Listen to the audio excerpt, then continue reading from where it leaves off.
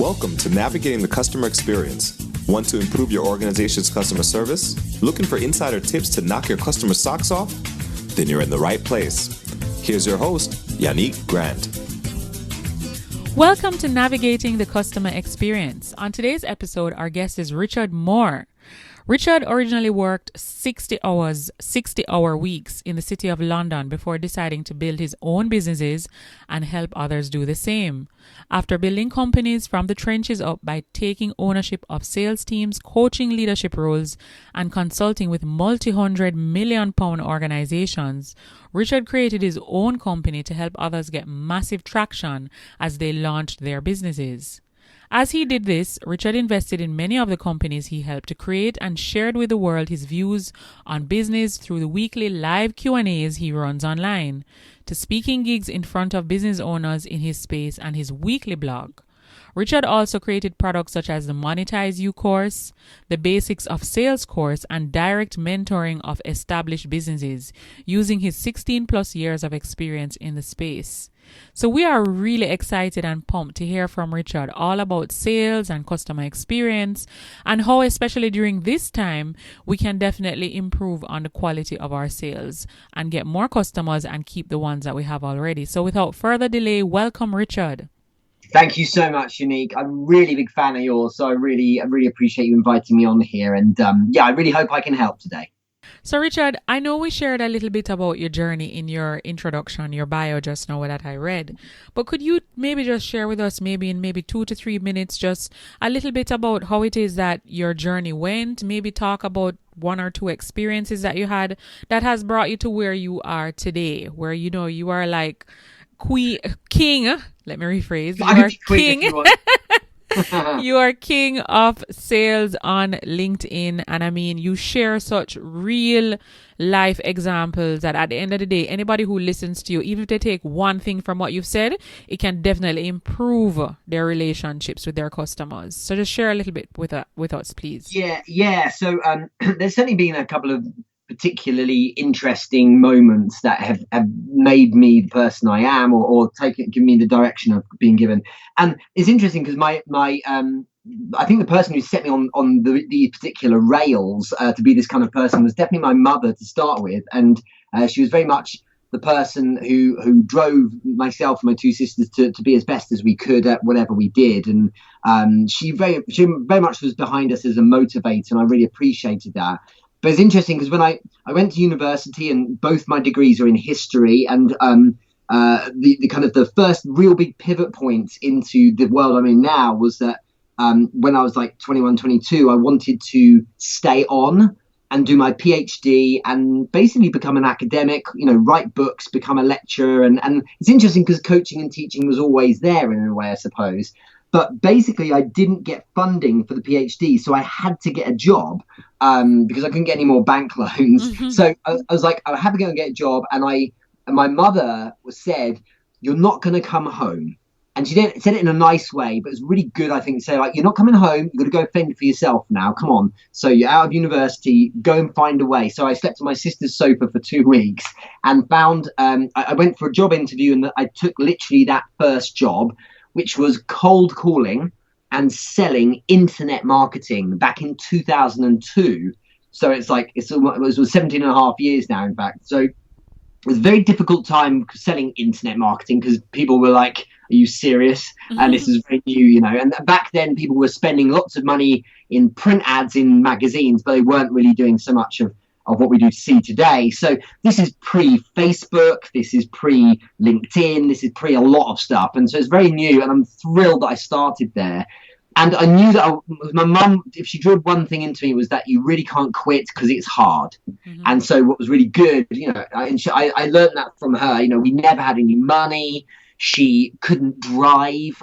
She was a single mum with 3 children, and she never complained. She just focused on making it happen. And so I'm really pleased. I'm very lucky in a way that I had that from her. And so, I learned very early on that if you just cold call managing directors and CEOs and try and sell them stuff, they don't really like it much. So you have to learn a way to be a bit more elegant about it. And so by having the phone put down on me a lot, I started to learn, like the basics that I really needed to be half decent at it. But then if you jump ahead a good 10 years or so of corporate work in the city, ultimately I was as a headhunting company as their sales director. I really had a really kind of tough moment. So like it was like 2012 or so. The really big pivot point for me was that I was doing well at my job. It wasn't like I'd had enough or anything like that, but I was doing very well. But I had a really bad year. My grandmother, who I was very close to, passed away. My first daughter was born and was born without an esophagus. So she was like, went straight to surgery. She spent the whole of her first year almost dying a lot and having loads of surgery. Oh, no. And then 3 months after she was born, so I was commuting to London from a hospital. My mother then died she'd had 2 years of cancer. So it'd been a tremendously difficult time. And, when you have that kind of adversity, right, you end up going through it and you just have to. But it was the following year where I really kind of imploded, because it all kind of hits you, doesn't it, when you've gone through it. So, a huge amount of difficult times, and I had very understanding boss who, he's a family man as well. He understood that I had a lot on my plate. But basically I hit this point, and my wonderful wife said, you know what you need to do? You need to understand that you don't have to work in this kind of job. There's one thing you can do, it's sell, which means you're going to be all right. Like, go and start something else. And so I started my own business, and so many people were like, it's irresponsible. You've got a child and a wife not working. What are you doing? And I was like, but I've got this. I know there's the one thing I can do is at least make money. And I started 2 taekwondo academies, actually, but also did a bit of consulting as well. Just something different. And since then, honestly, it's been my therapy, growing the business from there, then helping others grow theirs. And then, 2.5 years ago, LinkedIn has really jumped forward in terms of being a serious player for doing business online. And I'm really, really enjoying not just what I do, but who I am now. So it's been an interesting route, always around like driving yourself in the right way, coaching and teaching. But there's been really interesting milestones that have pushed me in particular directions. And as you've probably experienced from other guests, when you have those moments of adversity, perversely, really great things can come of them eventually, can't they? Yes, definitely. Totally agree. All right. So, Richard, you shared a lot about your experience and adversity and some of the challenges that have clearly made you stronger, has propelled you to achieve great things that a lot of people around you would have, not seen the potential. They're trying to be very practical. Think they're giving you good advice, but they're actually not giving you good advice. No, we're in a time now globally where we have to be doing a lot of things differently. And of course, there's a new coin term, the new normal, right? Yes, that's right. What kind of mindset shift do business owners, I think at the end of the day, we're all sellers, regardless of what role you play in your organization, because at some point you have to be operating in a selling role. But let's say, you're not accustomed to selling in a digital space, and this is something that you're going to have to take on now. What kind of mindset shift do you need to have in place to ensure that you are successful at selling in a digital space? Yeah, this is such a good question. And I I did learn when back in 2008 in the recession then, we're very lucky that we had a CEO who, I remember, he addressed all of us. And it was very much when I started learning about the right kind of mindset. He said, the majority of businesses now will go into scarcity. They're going to hibernate. They'll tighten their belts. They will freeze everything. This is the time when you push yourself. This is actually like recessions are the time when you grow more, because that's when you can land grab. That's when you really need to push yourself. And he said, for many, there is no substitution for volume. And what that means is there's no substitution for just grind. And it's still funny because there's a lot of people who haven't been through a hard recession. Like, that was a big one. Arguably, we're about to hit an even bigger one. And what's interesting is that you get some people saying, oh, man, it's really tough out there. It's like, yes, it's meant to be. This will be the biggest recession since 1930s. So it's going to be hard. And if you're asking about mindset, what matters is that you understand that you have to have huge empathy for what the person you want to speak to and work with is going through right now. And everyone is equipped to be able to do that. So we all are able, if we dare to stop for a minute, to think, what would someone else be thinking about right now? They're probably thinking to themselves, right, I'm worried because I don't know if my business can survive. And in addition to that, I don't want to probably spend too much. I need to make sure I make the right decisions. So there's a bit of fear in terms of executing on buying things. So if we are in a selling kind of role, or we need to appeal to people to buy our thing, we need to be way more aware that people need to absolutely feel they're going to get great returns. So waffling on about how our product works and things like that is far less effective than sharing the top wins for someone. I may have mentioned in the previous time we spoke, but the 4 top wins are that you help them look good. So you improve their visibility, you help their ego, whatever variation of that you want. You help them make money, you save them money, or the other one is that you saving them time, or you're giving them convenience, such as you are the outsourced solution to a problem. Some, all, or one of those particular wins are so essential to convey, because that's what they really need to know. Am I going to save time? Am I going to need to hold this person's hand? Has Richard got this? When I give him the money, is he going to do what he needs to do? And so I can crack on knowing that particular problem is solved. So that's one key part of it. But what you also need to be really clear on is that in 2020, we're all tremendously used to being sold to. I think you'd agree, right? No one likes to be sold to. That's never changed. But the way you sell should never come across as desperate, of course, but the way you sell now has to be in tune with the way in which people want to be approached. Sending someone a direct message on LinkedIn, thinking you're giving them, in inverted commas, great value because you invite them to your webinar because it's free, right? And they would want that, is missing the point completely. No one has time. They're not interested unless they're warmed up enough. And you have to spend more time with people showing that you're trustworthy and authentic rather than just trying to gain them. So unless you're doing very high volume sales, in which case you probably should be thinking about automation through adverts and so on, you really should be working manually.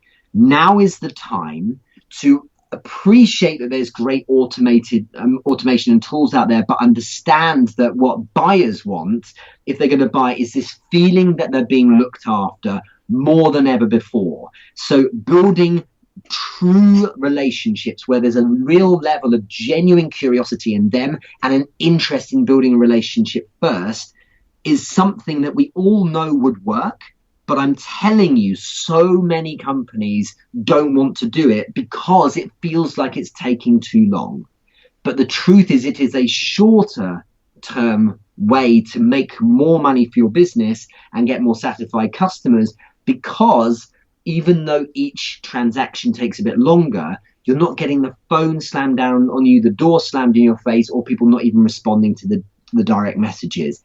Take your time, engage with people on a human level first, because people buy people is this cliche, right? But the truth really is, it goes deeper. It's people buy people they want to buy from, or people buy people that they like or who are like them. So you need to show that you are open and approachable. You need to show that you resonate with them, that you care enough to want to hear them out. That's what makes someone want to buy from you, not how good your proposition is. And that is where everyone can sell, because we are all capable of that kind of empathy. This isn't about manipulative sales tricks that you would learn from a book. Those days are past, because we all see right through it. And if you wouldn't respond to a message or a phone call like that, then why on earth would someone else, So that's much more about feel, and it's about being really human. And we all do it so well in real life with friends and meeting new people. And that's just what we have to do in the sales space as well. I like that. So basically, you're saying you have to take time to get to know people. And you mentioned that at the end of the day, yes, it might take longer. The sales cycle might take longer. But in the long term, it will actually save you because now you actually have a client who's more likely to be loyal, which will definitely impact your customer experience and your customer lifetime cycle. Also, and I can speak in authority on this because I did it for years, you will be more fulfilled too, because True. it's far better to speak with 8 or 10 people across a couple of weeks and get closed deals in a fulfilling way for both sides where they don't feel pressure but they actually want to buy, as opposed to smashing your way through hundreds of phone calls and possibly get a similar number of sales, but ones that don't feel great. They feel like a number. Now is the time for real organic process, because nothing beats having a happy customer that lasts. It's no good getting a deal if they're then going to leave because they didn't feel like they were loved or looked after. You want someone pumping their fist in the air, thanking you that you're selling them something. And that genuinely comes from you looking at the relationship first, and the product that you're selling them is purely a device through which they can consume you more. Brilliant. So, Richard, I was having a conversation with a client recently, and one of the things that we were talking about is actually doing research on your customers, just to get an idea of who they are, what they're about, what they like, what kind of associations they're attached to, what are their preferences. That way, when you go in as a salesperson, whether you're the business owner, you're the sales rep, or you're the marketing person, you have a better understanding of the individual with whom you're speaking to. Is it that they're a family person? Is it that they have kids? Is it that they have a sick child, or they have a parent who they're taking care of? And so, what's your thoughts on as a salesperson, getting to know your clients before you actually interface with them, like doing your research? Yeah, it's a great question. And again, the reason why you firstly, the short answer is yes, you should. And the reason why is because most people selling can't be bothered because they're just trying to, because there's volume, right? Because there's so many people you could contact. There's this feeling of this everlasting font of leads, so you might as well just keep going. Who cares if it doesn't work? You'll find a yes eventually. Actually, it's far more fulfilling, but far more effective to say, well, if all of this information is public and online anyway, why wouldn't I make use of it? But more importantly, you're going to get someone feel like you actually have paid attention and that you're interested. And it's back to this thing of you just get people feeling like you're well-meaning and that you care.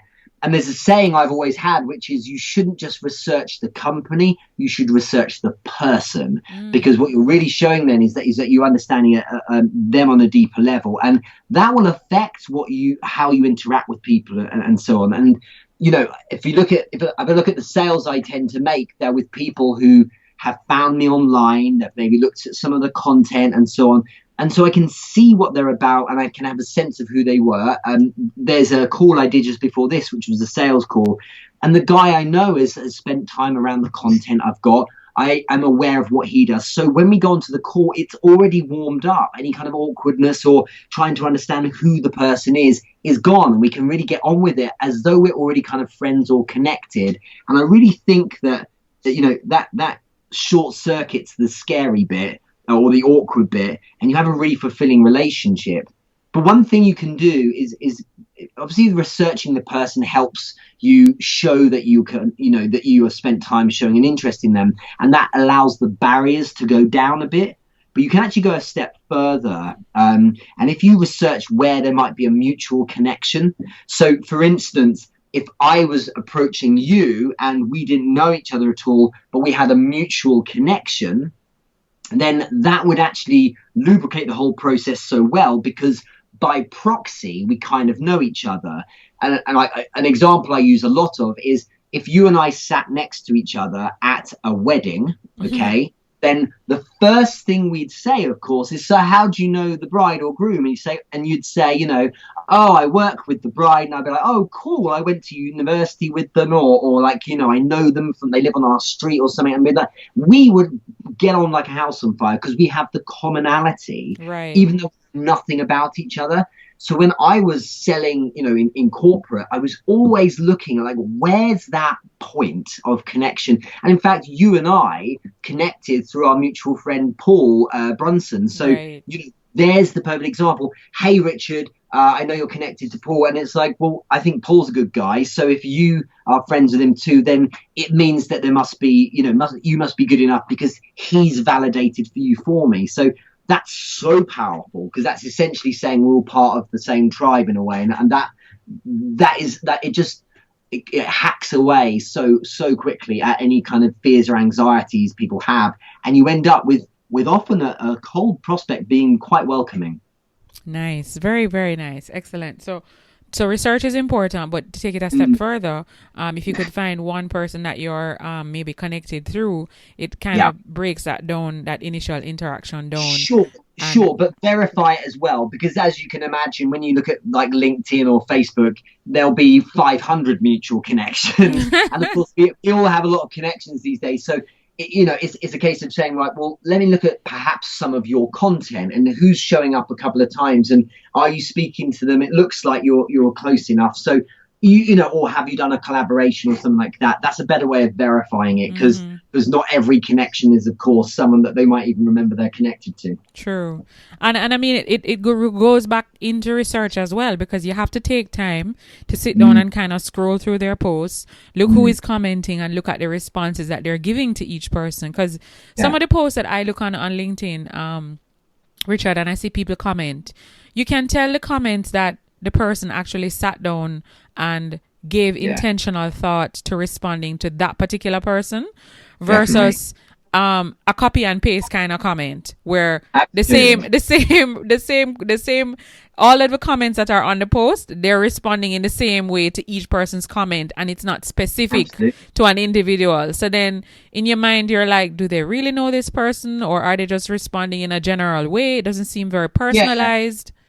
And the truth is, if you've got a community, if you've got a bunch of friends, you may well be commenting really great posts, Unique, purely because you've got no time, but you're just showing, you know what, I'm here for you and I'm supporting you as a friend. But you would both know that normally you would write more. But you're right, it's the people who write paragraphs that firstly validate you're doing great content, but also who are like, hey, I'm going to stop and show up properly here, and I'm finding this is valuable. And never before is there such a wonderful lead generation opportunity as when you get people stopping by or even sticking around and like getting into orbit around you over time because they love the content you produce, and sharing, like really spending time. You are their Netflix in a way, they show up, in a way. And that really is really powerful. And it's done well.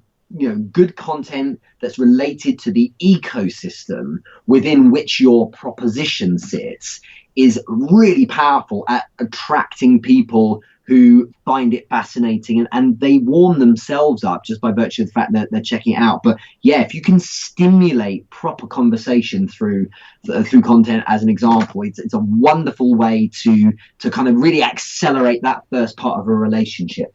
Right. All right. So as it relates to virtual selling strategies, so if you're face-to-face, some of the selling strategies that you would probably use would include, I imagine, probably taking your prospect out for lunch, or maybe visiting, if they're having a promotion or a campaign at their organization, you would support it. Virtually, how is it? Maybe could you give us one or two virtual selling strategies that were not used as much before, and even if a new one, maybe through innovation or new design, people are actually selling differently in a virtual space? Yeah, it's interesting because I think there's quite a few new interesting tools. I mean, one thing that you can definitely take from the offline world is that people actually aren't necessarily interested in the pitch at the start. They're interested in if you're a good guy or a good woman, and like if you're fun to hang out with. And there's longer play, but I do feel a really good tool is just to, hang out with their content, and if you do that enough, then they start to convert. Like, be an interesting person. have some banter and good jokes and that. And it's very practical to be social because that warms people up. It also shows, because of the network effect, it shows people online, a wider network. Hey, there's this person who seems quite good fun. That's very attractive because humans revere someone who's confident and social. So it's something to think about. But there's also some really great tools right now. I think one of my favorites at the moment is on LinkedIn as a reasonably recent feature, which is polls. And a lot of people like just doing, what do you prefer, chips or bacon or something like that, which is silly. It's just to drive engagement. But what you really can do is ask questions where the voting options relate to the problems that you can solve for people. So, if someone's saying, like putting their hand up and saying, yeah, I have a problem with this particular issue, what you've got there is someone stepping forward and saying, I have a problem here. And the nice thing about the polls is it's completely anonymous, except to the author of the poll itself. So it allows you to go in and say, right, I've got 350 people who have voted. 207 have voted on this particular option that directly relates to what I helped them with. And now, because they stepped forward, they basically have validated or this sense of you being able to engage with them and ask something. And so because you've earned the right to speak to them purely because they've voted on your poll, you can simply send them a message and say, hey, Yannick, thank you so much for voting in the poll. If they're a second connection, I'd add, how are you? And take it from there. Or if they're a first connection or after a couple of messages with the second connection, I would then add, thank you so much for voting in the poll. Why do you think you're finding that particular thing such a challenge? And I do that to all of these people. Why would I do that to cold people who've never heard of me when I can get people to step forward in a nice little simple way and say, I actually have this problem? Because now you've got context. Now you're completely within your rights to say, why is this a problem for you? And get them to open up, because why would they not want to answer that when they've just said on your very post that they have an issue? And the conversion's crazy off that. It really does. It's a really wonderful organic way of doing it. And most people are like, yeah, absolutely, I have this problem and I'm fine with talking about it because I just put my hand up and said I have an issue. So for me, that's a huge win. It's a massive thing people can be doing. And you just got to think to yourself, what's going to get people to not have to think too hard and simply like say, oh, that's an easy poll. I'll just click on the one that's the answer. And it's simplicity. Just give it a simple question and simple answers, and they will want to show up and answer it. And it's a wonderful way of starting a sales process, I've found. All right. Wonderful. Thank you for sharing, Richard. So we looked at some virtual selling strategies and we looked at the mindset shift to digital selling. Now, yeah. Richard, could you share with us what's one online resource, tool, website, or app that you absolutely can't live without in your business?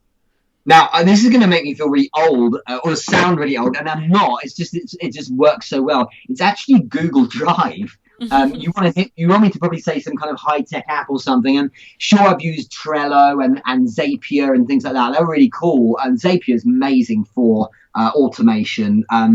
I would add, just before I go into Drive and why I use it, but I would add something like Stripe is amazing too. It's just good as a tool to kind of put all of your customers and invoicing. That's piece of cake from it. But Google Drive is brilliant because I've got a team, and anyone around the world at any given time can log in and see what's going on. They can all access stuff together. My clients can access their own folder, see the content we're building with them. They can edit and add to it, and everyone. It's just the transparency is amazing, and I really, really like that. But what I will add to this, because of your question about apps and things like that, or things that might help with productivity, perhaps, don't ever discount the value of a really reliable person. So, like a VA or someone who's assisting you, they are like gold dust. So if you can find someone who is reliable, so shout out to Mona, who works on my newsletter every week. She's a phenomenal person who is there every day when I need her, and like that in itself, she in herself is way more productive than any app could be. Very nice. Excellent. All right. Could you share with us maybe one or two books that have had the biggest impact on you? That's a great question. So everyone's going to expect me to say business books now, I suppose. And there's just two things that I'm going to say three actually, because I think there's which ones. So if everyone wants a reading list of like absolute must reads, one by a guy called Mark McCormack, who founded IMG, it's like a sports agency, who looked after like Jack Nicklaus, the golfer, and people like that. He wrote a book called What They Don't Teach You at Harvard Business School. I love this book. He actually went to Harvard, but what he was a superstar in business, and what he's showing in this book is all the soft stuff. So like what shaking a hand really should look like, what it's meant when someone's got no time, how to close the deal, or like what are the nuances of communication really meaning, all that soft stuff. Is absolutely amazing, that book. I really love it. Another one by Douglas Atkin is The Culting of Brands. This guy is a genius. What he's done is it's like science and research behind cults. It's funny unique because his intro is like, hear me out here, just give me a chance. And he's like, it's the science and the practical and mechanics around cults and branding side by side. So what he's done is work very hard to remove all of the negative connotations and biases around cults and look at why, because for right or for wrong, they are able to attract a lot of people. And the myth is that cults, for instance, are about a bunch of losers getting together. It's quite the opposite. You have to have socially very bright people doing certain things very well in order to get, the kind of the ball rolling. And arguably the root of the success of the major religions out there is in these practical ways in which they kind of started as something of a cult, but then ended up being these great worldwide religions. But he applies it then to how you build your brand and your tribe, and it's phenomenal, very relevant book. So I'd really recommend that as well.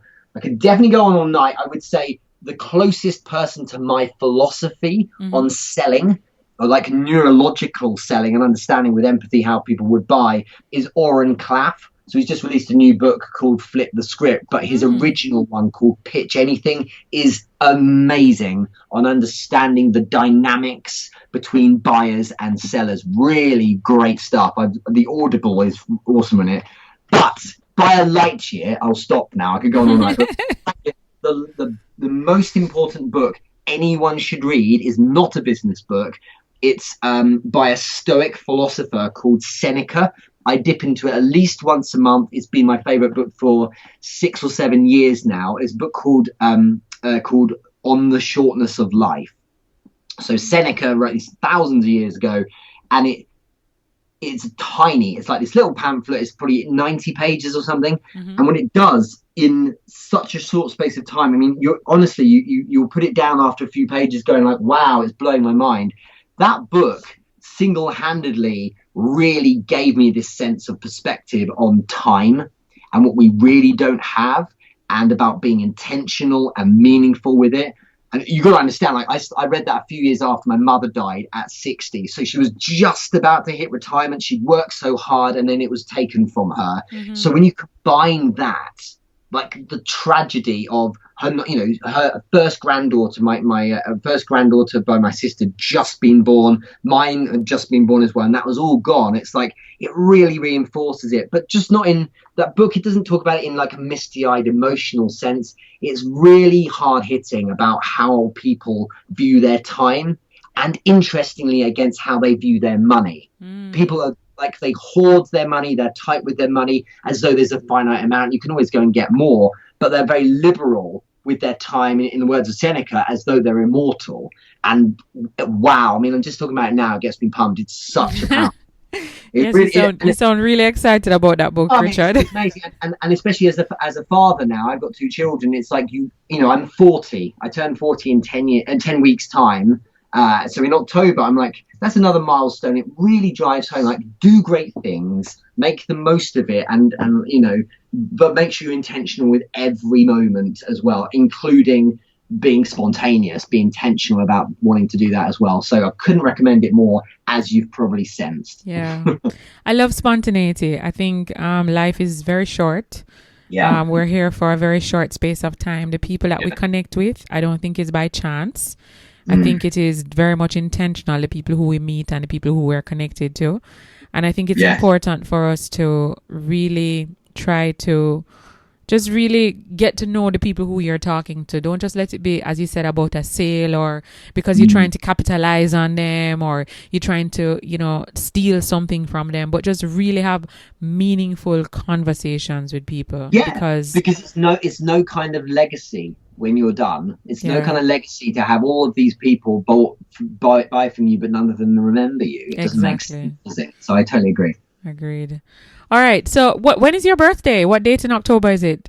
8th of October. The 8th of October. I was born in 1980. So yeah, 40. And it's weird. It's like end of an era. I loved being in my 20s. I learned to be a grown up in your 30s. yeah, absolutely. And I am really pleased to be arriving at this age, very, very happy with everything I've got around me. I think mostly because I've kind of built it all myself and designed it myself. I'm very pleased with it. So I'm excited about the decade ahead. I know it's just a number, but you can't help seeing it as something of a milestone. Yeah, agreed. Okay, so that dovetails nicely into our next question. What's the one thing that's going on in your life right now that you are really excited about? Either something that you're working on to develop yourself or your people? Yeah, well, I don't want to be too promotional.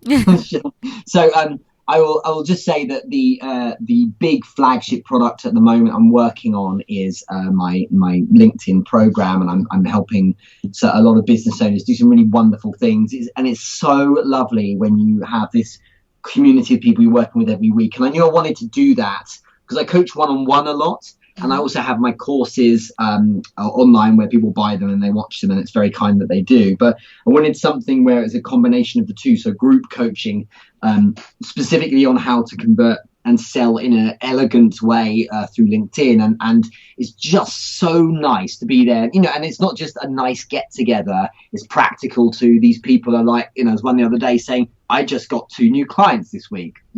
That's changing me. And these people saying that it's really making a difference is huge. But one of the other things I've been doing as well, which is completely far removed from what you'd expect, is for the past 2.5-3 months now, I've been getting up at 5 o'clock every morning and doing yoga and then focusing on building my day in a really strong, structured way, and getting early nights, exercising loads, and it's been such a game changer. So that's me personally. Like, I never thought, if someone said to me a year ago, you'll be doing yoga and getting up at 5 in the morning, I'm like, come on, are you serious? But honestly, it's really changed. So rather than going to bed at like 1, 2 in the morning, getting out of bed at 7:30, 8 o'clock and feeling tired, I've pulled those 3 hours back. I'm lights out by 11, getting up at 5, and the productivity and also the clarity in my mind and all that kind of thing is huge. And I'm really thrilled that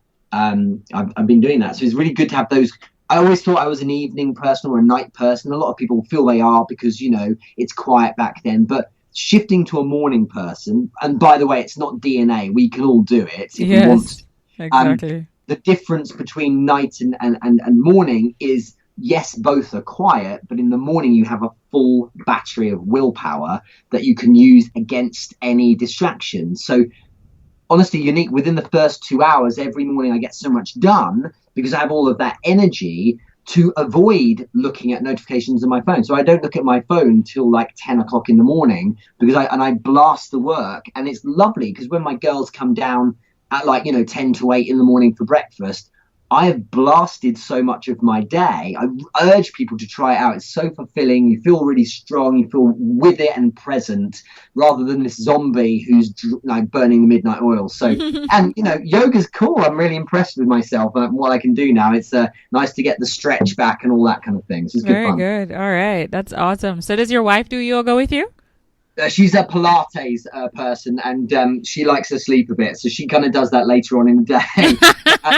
And there's probably enough room in our living room, but with all love to my wonderful wife, I kind of like the space to myself. With in the morning, just the me time. I have a good coffee and blitz through a bit of work. But I think we're doing like bike rides together and things. We're spending a lot of time together because of the lockdown. Nice, very nice. All right, excellent. So, Richard, we are almost at the end of our interview. And of course, I'm sure all of the persons that will listen to this podcast interview are probably saying to themselves, how can I find you online if I want to connect with you more, learn more about your content? You seem to be pretty heavy on LinkedIn. Where can I find you? Where can I connect with you? Could you share that with us? Sure, and I'd love to speak to anyone who's interested in it. That's always good fun to build the connections. Obviously, you can go to therichardmoore.com, and you can see all of my channels at the very bottom, so Instagram and so on. But yeah, LinkedIn I'm most active on, although I'm on the other platforms, I'm mostly there. So you can, I think it's linkedin.com/Richard James Moore, all one word, and you can see me there. I'd love to connect with them and discuss your podcast more. All right, sounds good. And let's say after they've connected with you and they wanted to get access to your Accelerator course, they'll be able to find that through your website as well? No, that's application only. So you can just send me a DM or something and say, could you tell me a bit more about it? And I'll explain it there, no problem, because it's in beta at the moment. But yeah, happy to do that. If they want to learn just like the basics of LinkedIn, the course called The Basics of LinkedIn is the highest rated on udemy.com. So if they search Basics of LinkedIn, it will come up number one. If they search by obviously highest rated, and that gives all of the basics you need to get yourself moving. So that might be something to try out as well. But yeah, send me a message. It's always nice, as you'd agree, to go deeper than just make a connection, to actually chat to people as well. So I'm always all for messaging and conversations rather than just a new connection. Brilliant. Okay, so we have one last question that we'd like you to ask, or maybe something that you could share with us, which is basically during times of adversity, which is kind of where we started out at the beginning when you shared with us about your journey, or any form of challenge or obstacle that you are faced with. Do you have a quote or a saying that you'll tend to revert to this quote or this saying to kind of carry you through, keep you focused, kind of just get you back on that track to, achieve whatever it is that you're working on? Am I allowed to? Of course. Well, there's one that I was told I have to bring up, which is there's a CEO of the last employed job I had. He always he was like a self-made millionaire. I really paid attention to him, and for all his faults, he also taught me a lot. And one of the things he always said was, no one will stop you, but no one will help you. And what's interesting about that is that, yes, people will support you and stand by you and things like that, but you can't rely. It sounds really negative, but if you look at it in the right way, it's almost like a call to you to not rely on people to do things for you. Mm-hmm. Be the responsible person. No one will stop you doing that, and you're in control of the influence over whatever outcome you really want. Yeah. I will add to that my own a kind of quote that was simply that I used to say to myself, especially when things were really hard. I still use it now, but I really used it whenever there was something new or difficult or challenging, and I'd simply say, I can handle this. And it would ground me, and it would make me think to previous instances of doing something similar, and allow me to say to myself, remember how I did this before? I can handle this. And if you look back, no matter how old you are, look back at all of the things you've done, there's almost nothing you weren't able to overcome. I've been through so much hard stuff. So now I'm like, really, there's not going to be anything I can't handle. It might be ugly when I go through it, but the truth is I know I can do it. So I can handle this is something of an affirmation that you should be saying to yourself, especially in those harder moments. And if you say it with conviction, you tend to believe it. And that's that voice, your own voice, the most persuasive voice on your shoulder, geeing you on. It's really valuable. All right. Very good. So we'll have both those quotes in the show notes of this episode so that our listeners can definitely see if any of those can help them as well. So Richard, I would like to extend the warmest of thank yous and gratitude and appreciation for you taking time out of your very busy schedule to sit with us here. I know our time zone is quite wide. I think you're it's what, like almost 6 p.m. there in the UK now? Yeah, 6 o'clock is that's right. My tummy's rumbling, so it's no problem. You're my wonderful finish of the day, my last call today. So I really, really appreciate you, coming on. And I mean, you are an excellent resource. Guys, just to let you know, I know Richard on a personal level. If I shoot him a message, he will respond. And he is extremely receptive. He's very knowledgeable about sales and customer experience and, building better relationships. And if you want to follow his content, of course, definitely jump on LinkedIn. He puts out content consistently. I mean, like, there's not a day that you go on LinkedIn and you don't see him there with a video or some form of information out there sharing with you so that he can really add greater value. So I would strongly suggest everyone that listens to this episode to connect with Richard, because he's definitely added great value to my life in the short space of time that I've known him. Thank you so much. You are really kind, and really, it shouldn't be me talking. You do a wonderful job of interviewing, of talking about me. So thank you so much. It's really kind of you. You're welcome. So until next time, guys, please feel free to go on Facebook and join our private Facebook group, Navigating the Customer Experience Community. And of course, follow us on Twitter at Navigating CX. Until next time, I'm your host, Yannick Grant. Thank you for listening to Navigating the Customer Experience. If you'd like to connect with us even more, please feel free to hop onto Facebook and join our private Facebook group, Navigating the Customer Experience Community. And of course, feel free to follow us on Twitter at Navigating CX. We also have a new book available on Amazon, The ABCs of a Fantastic Customer Experience. It's available in ebook and paperback. So if you want to increase revenue in your organization, build a stronger service culture, and create employees or develop employees who are really mastering service delivery in your business, you need to grab a copy of this book. Until next time, I'm your host, Yannick Grant. Thanks for listening. For more awesome resources to take your customer service game to another level, head over to navigatingthecustomerexperience.com. See you next time.